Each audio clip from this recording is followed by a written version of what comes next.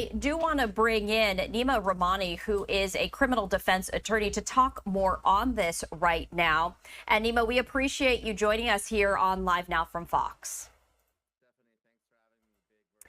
So I do want to ask you this, because we do know that a verdict has been reached in this trial. As of now, we don't have any anticipated timeline as to when we will actually learn what that verdict is. Typically, from the announcement of the fact that a verdict has been reached, how long might we expect to wait? Really, it's a matter of minutes, but certainly no more than an hour or two. And it really is just a function of getting the lawyers and the defendant into the courtroom so the jury can read that verdict. Obviously, they've reached a verdict, and the last thing jurors want to do is stick around longer than necessary. People try to get out of jury duty. So once those deliberations are finished, judges like to get that verdict read as soon as possible. But oftentimes the lawyers, after their closing arguments, they might go grab lunch, they might go back to their office. So there might be some distance away. So as soon as they can all get back in there, that verdict will be read, and it will definitely be read this afternoon. I also want to ask you this, because prosecutors, delivered their closing arguments today. Really not much time between the end of those closing arguments to a verdict being reached. And typically that indicates the mindset, the thought process of the jury. As someone with a lot of experience on this, what's your take? My take generally that a quick verdict in a case like this is a guilty verdict, especially when the defendant is pro se or representing himself. It's very difficult to beat federal charges, especially when you don't have a lawyer. And in a case like this, with the evidence being so strong on the prosecution side and the defense arguments really being not very meritorious, I expect that verdict to be in favor of the government. Ruth here argued that because he didn't pull the trigger, he can't be charged or convicted of attempted murder. Well, that's not the law, because there was plotting and planning and premeditation. He also argued that he had a right to be on that golf course. But again, that doesn't really affect any of the charges. And the third was that maybe the firearm was unable to shoot or would have malfunctioned. Again, that impossibility, usually not a good legal defense here. And this is why I generally will caution people not to represent themselves. Avail yourself of the public defender if you can't afford an attorney. And look, I'm a former prosecutor. I actually don't do any criminal defense work, but that's sage advice for anyone who's been charged with a crime. Absolutely. And I also wanted to ask you, the fact that Ryan Ruth insisted on representing himself in such a high stakes case, and the judge also cautioned and warned that, the judge had the right to change that. The fact that Ryan Ruth went ahead to defend himself, what can you share with us on that? Stephanie, it's a big challenge to represent yourself if you have no criminal knowledge or really trial experience, right? You're going up against the best of the U.S. Attorney's Office. And Judge Cannon, who of course presided over the classified documents case, she did ask the right questions to make sure that the waiver of counsel was knowing and voluntary. Obviously, someone has the right to plead guilty. Someone has the right to push their case to trial with or without a lawyer. And here, Ruth decided to represent himself. Usually, that's a recipe for disaster. In law school, they always tells us, he who represents himself has a fool for a client. And I think Ruth is going to learn that very quickly this afternoon, because that guilty verdict is going to come. And he's likely going to look at a sentence of 30 years to life in federal prison. And also, Neama, I just wanted to share some breaking news that Ryan Ruth has been found guilty on all counts. We're just getting that into our Live Now from Fox studio. And we were talking, really no surprise to you, as this really was quick deliberations on, on the part of the jury. Can you talk more about the fact that the jury has reached unanimously guilty on all counts? Well, Stephanie, you got to get 12 out of 12 beyond a reasonable doubt. It's not easy. It's the highest standard under the law. But in this particular case, there was so much evidence that it was Ruth at the scene. His DNA was on the firearm. He had burner phones. I mean, all the evidence in the days and weeks leading up to this attempt, that was all laid out for the jurors. And what did Ruth do? on his side. He said that again, he didn't pull the trigger. Again, it's not necessary to pull the trigger to be convicted of attempted murder. You just need a substantial step under the law. And everything that Ruth did was more than a substantial step. Then he argued essentially that he wasn't trespassing. Again, he wasn't charged with trespassing. He was charged with attempted murder, firearms offenses. Again, not really relevant to the case. And the last was, maybe the firearm was unable to shoot, and he did call firearms experts in his defense. He didn't testify himself. But again, I don't think that was a particularly good argument. Everything he did really pointed to that attempted murder conviction. That's why when it came on, I'm not shy about making predictions, but it was pretty clear the writing was on the wall. It was just a matter of wrapping up those closing arguments, and the jurors, we're going to return a verdict. The fact that it took 2 hours is probably a surprise. It's something that probably should have taken, just a few minutes. So let's talk about that, because Ruth faces 5 federal charges, including attempting to assassinate a major presidential candidate, assaulting a federal officer, and multiple firearms offenses. If convicted, he could face life in prison. So let's take a look at the next phase of this, as he has been found guilty on all charges. When it comes to charges that are so severe, including trying to assassinate a presidential candidate, this happened in the state of Florida. What are the next steps when he could face life in prison? So the next step will be his sentencing, and it will be put out a few months. At sentencing, there's going to be 3 sets of recommendations. The government, the Department of Justice, will make their recommendation. I imagine they're going to recommend something along the range of that 30 to life sentence. We saw a similar recommendation recently in the attempted assassination of Justice Kavanaugh, where the government there is recommending 30 years. That individual flew from California to the Maryland area and ended up going to Kavanaugh's home. Some Secret Service individuals were able to deflect this individual, but you could tell where the government's sort of lining up on these attempted assassination cases. And Neama, I wanted to share this with our viewers right here. Fox News saying that the man accused of trying to assassinate President Donald Trump during his 2024 campaign has been found guilty on all counts at trial. I wanted to specifically focus on the presidential candidate. Obviously assassinations are always, you have to take them very seriously. But when we're talking about a presidential candidate, how does that factor in to the potential sentence that Ryan Ruth will receive? Stephanie, obviously everyone's life matters, and we've been talking about Charlie Kirk on LiveNOW for the past couple of weeks now. But when you're talking about a presidential candidate or the president or a Supreme Court justice, those cases become federal cases because there's usually a political layer on top of the crime of violence. And obviously in this country, we can't use violence to affect, political means. So that's something that the Department of Justice takes very seriously. Secret Service takes seriously. We need to protect our elected officials. Otherwise, folks won't want to run or serve the country, right? If they're put at danger. And imagine the turmoil and the civil unrest and really what happened to our democracy, regardless of how you feel about Donald Trump or Joe Biden or anyone, if they're subject to assassination. And obviously there have been multiple attempts on the current president when he was a candidate for office. So these are important cases. We certainly can't allow this type of political violence. That's why I expect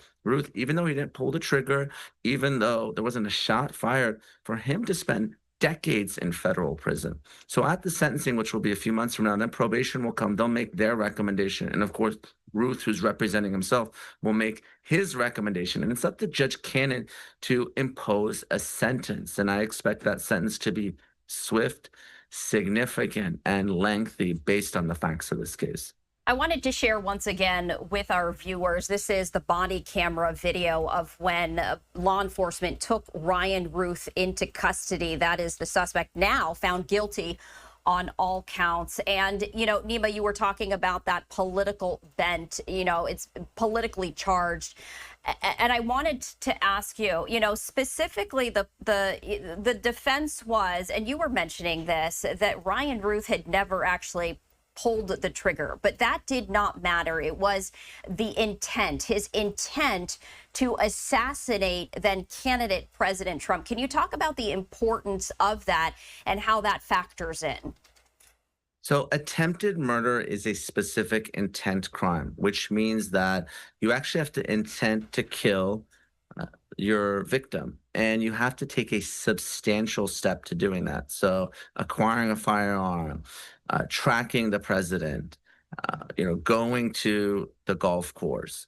The days and weeks leading up to this incident, but for the work of outstanding work of law enforcement, frankly, and maybe the grace of God, Donald Trump is still alive right now. So that's all more than a substantial step, which is sufficient under the law for attempt. You don't actually have to squeeze that trigger. And there's plenty of cases going back, hundreds of years on this that is enough for attempted murder. Now, Ruth was trying to make this argument that because he didn't pull the trigger, he shouldn't be charged with attempted murder, but that's just not the law. So obviously, that is the most serious count. There are some other counts as well. So when sentencing rolls around, the big factor will be that attempted murder of a presidential candidate, one of the most serious offenses under federal law, which is going to result in a very significant prison sentence. Now, I wonder what Ruth is going to argue at sentencing.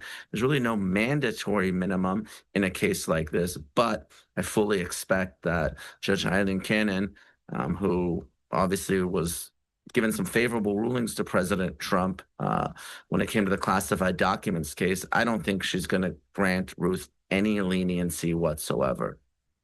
And Neama, you bring up an interesting point because Ryan Ruth is going to have a chance to speak his mind at the sentencing.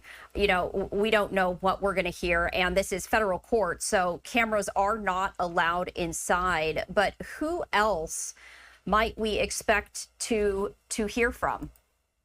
I think in a case like this, the only shot Ruth has to get any sort of break whatsoever would be to put on some sort of mitigation argument. And this is certainly not a legal defense. It's not a justification for what he did. But if there are some mental health issues, if there's some sort of explanation as to how he was radicalized and why he wants to do this. Again, I'm not saying that means he's going to get a walk or a slap on the wrist, but that's really the only chance he has of maybe avoiding a life sentence in federal prison. I mean, that's something that good lawyers do in any type of case. Can be a murder case, can be an attempted murder case, or even a less serious case. Obviously here, there's no way that he's going to be able to argue that he's actually innocent or wasn't me. He doesn't really have many good arguments left on appeal. So this is really the only chance he has of potentially, just maybe not getting life in this case. And Neama, we were sharing with our viewers. It does look like, unfortunately, this camera has now frozen, but it was a live look outside the federal courthouse. And we did see some movement right there as photographers were chasing after an individual who was running away. We don't know who that particular person was. But when it comes to, people inside the courtroom who are hearing this, potentially family members perhaps of Ryan Ruth, who might be in the courtroom right now, as we're still, we haven't really seen anyone in the exterior, but who might be in that courtroom? Obviously, like you said, there's no cameras allowed in federal court, so it's just those courtroom sketch artists. But typically, you would see family members of the defendant, especially during closing arguments and deliberations. Again, this is something that we typically see. If there is a defense attorney, jurors tend to sympathize with defendants that do have that family support. So oftentimes, in any type of criminal case, we saw it, for instance, in the Sean P. Diddy Combs case, right? The family members were there almost every day supporting the defendant. That tends to help the defense. Again, obviously here, the different type of case with Ryan Ruth because he's representing himself, but that's something that you will see a lot. It's really defense lawyering 101. They want to make sure that their client is not in that orange or colored prison garb. They're in civilian clothes. The family members are there right behind them in the salary that tends to at least implicitly help the defense. I'm not saying jurors make decisions based on sympathy, but these are important factors that good lawyers do. So I know that Ruth had shadow counsel who was basically on standby, unable to step in if things went sideways. The concern with a self represented defendant is that the case might become a circus, especially in a potentially political case like this. So I don't know if those lawyers were available as needed, if they were providing advice behind the scenes, but that's something that you would like if you were defending a case like this. And I want to ask you this, Neama. Obviously, he will remain in federal custody. He's not going anywhere after being found guilty on all charges. But, what is the next step? Will he remain where he is indefinitely, or will he then be transferred to another federal prison? He's going to be transferred to another facility. And since he's serving so much time and since this was a crime of violence, he's going to be housed in Supermax or one of these Bureau of Prison facilities for violent criminals. I mean, at the end of the day, even though he didn't pull the trigger, this was a crime of violence. This isn't some white collar criminal. And not only may he be a danger to other inmates, he may be a danger to himself. We're seeing it in the Tyler Robinson case, for instance. Here's someone who at least reportedly threatened to commit suicide. So again, it's just speculation. I don't know if there are mental health issues or other things going on behind the scenes that would cause someone to do this. But given the length of the sentence, given the potential that he may harm himself or others, this is someone that the Bureau of Prisons has to place in a very specific kind of facility. This is not someone, Ruth, who can be in the general population. So when it comes to the placement of federal inmates, it's really up to the discretion of the BOP. I mean, they can house him wherever they have space and wherever they feel is safe for him and others. So I don't expect it to be in Florida. It may be anywhere in the United States. And we're now getting a lot of reaction from elected officials. I wanted to share with our viewers this from Attorney General Pam Bondi, who has responded to this guilty verdict, saying, quote, "Today's guilty verdict against would-be Trump assassin Ryan Ruth illustrates the Department of Justice's commitment to punishing those who engage in political violence.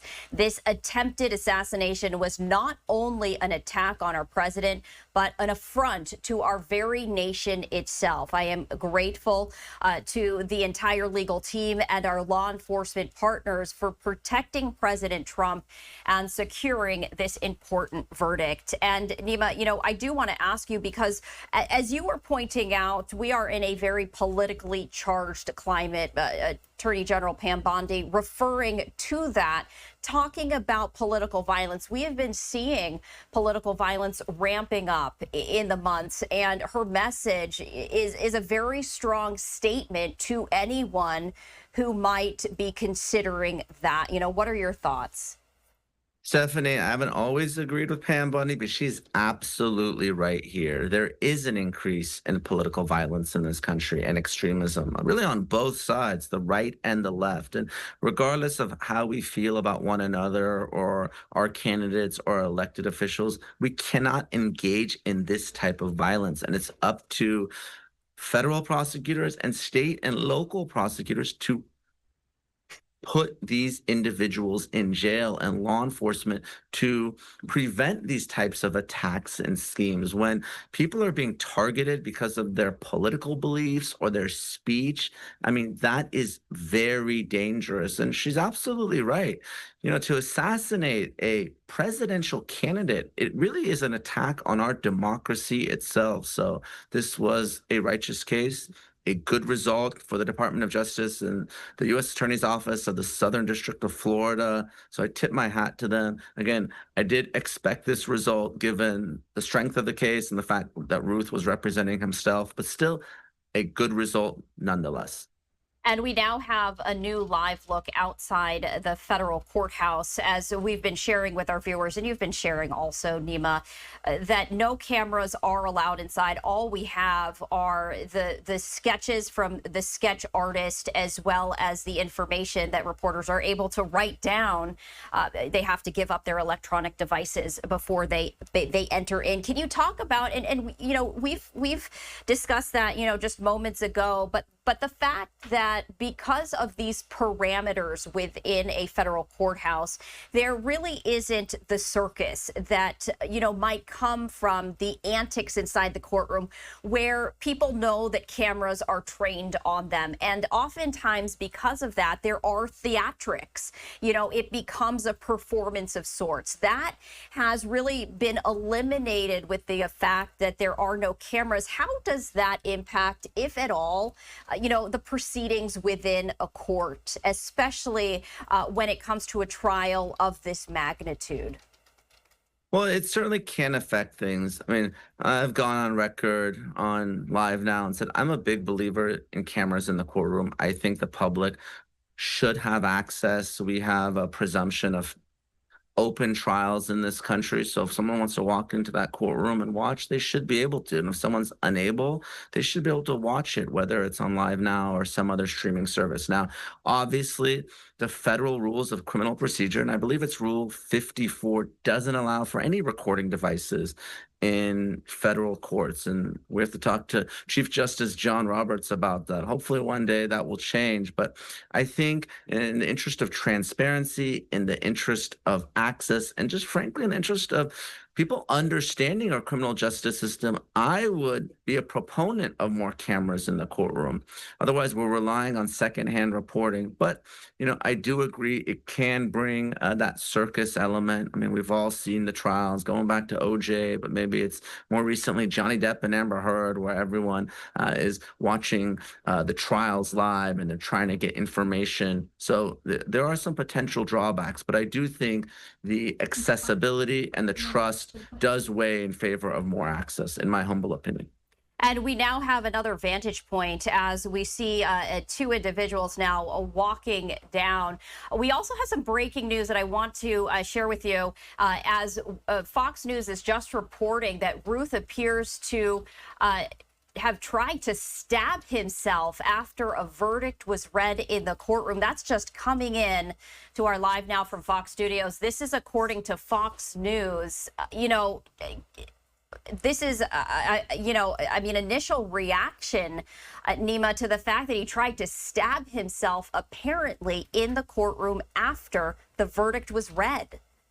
Stephanie, again, I'm not surprised. And some of this is just speculation, but just having handled a lot of these types of cases, I put more than 1,000 people in federal prison when I was the federal prosecutor. It really takes someone, it's hard to get in the mind of a killer or an attempted killer, but it really takes someone with some serious issues to want to kill another human being and spend so much time planning it. Let's not forget, this isn't, a spur of the moment bar fight. Again, I'm not excusing that, where someone just temporarily loses it, right? This is someone who's spent significant period of time planning to assassinate another human being. Oftentimes, they do have mental health issues. Again, it's not a legal defense. We're not talking about insanity here or diminished capacity, but it can be potentially a factor in mitigation. So the fact that Ruth tried to kill himself, the fact that maybe he didn't see this coming, for me, this result was inevitable, both from the beginning of the case because the evidence was so strong, but especially when he tried to represent himself. Again, typically people that are thinking rationally would avail themselves of the public defender. It's not going to cost them anything, as opposed to representing themselves and proceeding pro se. So the fact that he tried to kill himself really goes back to my earlier point. When he is in federal custody in the Bureau of Prisons, this is someone that really needs to be isolated, both because he's going to be a danger to himself and potentially others. We're taking a live look here outside the federal courthouse in Fort Pierce, Florida. And there was some activity right here. No doubt we can see that the media is now stationed outside the front entrance, likely waiting for any sort of reaction from folks inside the courtroom right here. But we are continuing to follow breaking news at this hour. According to Fox News, Ryan Ruth appears to have tried to stab himself after the verdict. The verdict is that the jury unanimously found him guilty on all counts, including trying to assassinate a presidential candidate. And Neama, you were talking about the mental state of these individuals, the fact that, he's been found guilty of trying to kill another human being, a presidential candidate. And you were saying with that mental state already as it was, this perhaps is not surprising news. But I have to imagine this now impacts, how he will, be held in federal prison. No doubt he'll be put on suicide watch. He'll be put in isolation, around the clock care, because, they need to monitor this. How does that work? What are the safety parameters as, he still awaits sentencing? So step one, Stephanie, is isolation. We're really talking about 23 hours a day by yourself because you may be a risk to others.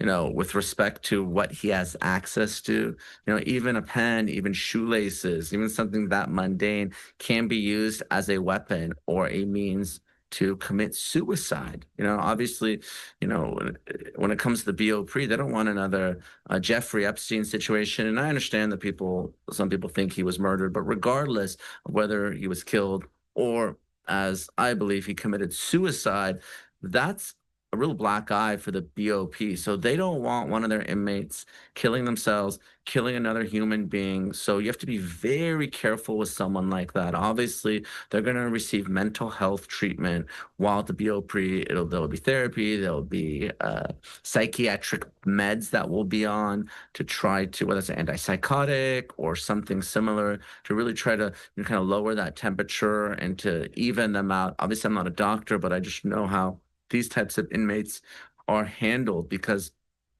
there are people who would rather sadly kill themselves and spend the rest of their life in federal prison. So that's a real risk here, and something that prison officials need to watch out for. Neama, you were talking about the concern over individuals using mundane objects, and we do have more breaking news details from Fox News stating that would-be Trump assassin Ryan Ruth tried to stab himself in the neck with a pen after the guilty verdict was read in court. And you were mentioning these everyday objects. You brought up Jeffrey Epstein inside his jail. And truly, when you look into this, the mental state of somebody who has just been convicted on all counts, found guilty on all counts, the fact that he grabbed a pen from inside a federal courthouse to apparently try to stab himself in the neck, I mean, that just gives you perhaps more insight into his mental state right there. Absolutely. And obviously, we're in a courtroom. There's pens, there's pencils, there's notepads. Obviously, there's U.S. Marshals there. This is a very serious case, making sure the judge and jurors are protected, anyone in the audience. But yeah, I mean, someone like this, if they're going to try to kill themselves by stabbing themselves in the neck with a pen, think how painful that would be. Think how unlikely that would be of actually having a chance of success. But that just really shows the mental state of this individual. What really happened here? Did Ryan Ruth really think that those jurors were going to come back so quickly with a not guilty verdict? I mean, for me, this was a foregone conclusion, but it just really shows that this is someone who's clearly not thinking straight, that doesn't understand our criminal justice system, does not realize what the evidence and the law mean, and the fact that that jury returned a verdict so quickly. I mean, most folks who were watching said maybe we'll get a verdict tomorrow. It's getting a little bit later in the afternoon today, but quick verdict, case like this, almost always means a guilty verdict. That's why I predicted it at the beginning of the show. That's why, when it came, it was no surprise, but apparently it was a big surprise to Ryan Ruth. We appreciate you sticking with us as we continue to follow this breaking news. I know that you're incredibly busy, so we appreciate your time as we continue to follow this. Thank you for joining us here on Live Now from Fox. Of course, Stephanie, thanks for having me as always.